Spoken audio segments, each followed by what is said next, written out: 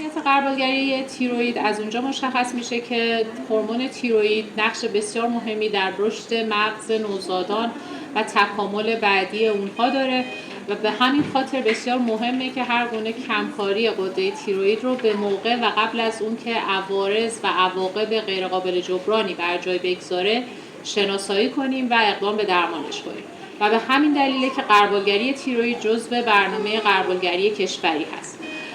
در کشور ما غربالگری تیروئید بر مبنای TSH و با نمونه‌ای که از کف پا گرفته میشه انجام میشه. زمان انجام غربالگری تیروئید بسته به سن نوزاد متفاوت هستش. در نوزادان ترم معمولا نوبت اول رو 3 تا 5 روزگی انجام میدیم و نوبت دوم 8 تا 14 روزگی انجام میشه.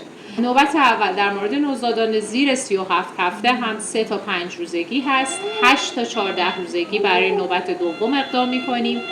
28 روزگی یا تقریبا معادل 1 ماهگی نوبت سوم انجام میشه و 70 روزگی نوبت چهارم. برای انجام درمان ما یک سری حدودی رو در نظر میگیریم.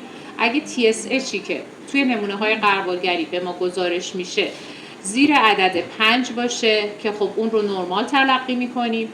اگه TSHمون بین 5 تا 9.9 باشه نمونه مجدد از کف پا گرفته میشه و اگه TSH بالاتر از 10 باشه تا حد 19.9 در واقع نمونه سرومی چک میکنیم که همزمان با اون T4 هم چک میشه که در TSH بالای 20 درنگ نمی کنیم.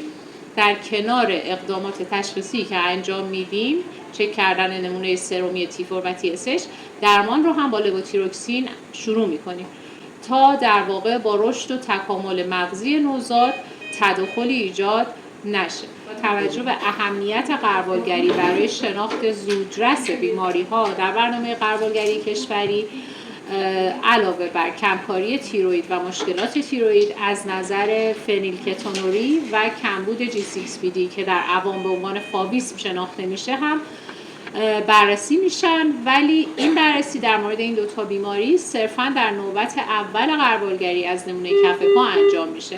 در مرکز آموزشی درمانی فیروزگر در 10 سال گذشته بالغ بر 3000 نمونه غربالگری با همکاری مرکز بهداشت شمال غرب دوی تهران انجام شده و نوزادان زیادی شناسایی شدن و در صورتی که نیاز به درمان داشتن درمان برای اونها انجام شده تا کمترین عارضه رو در رشد و تکاملشون شاهد باشیم.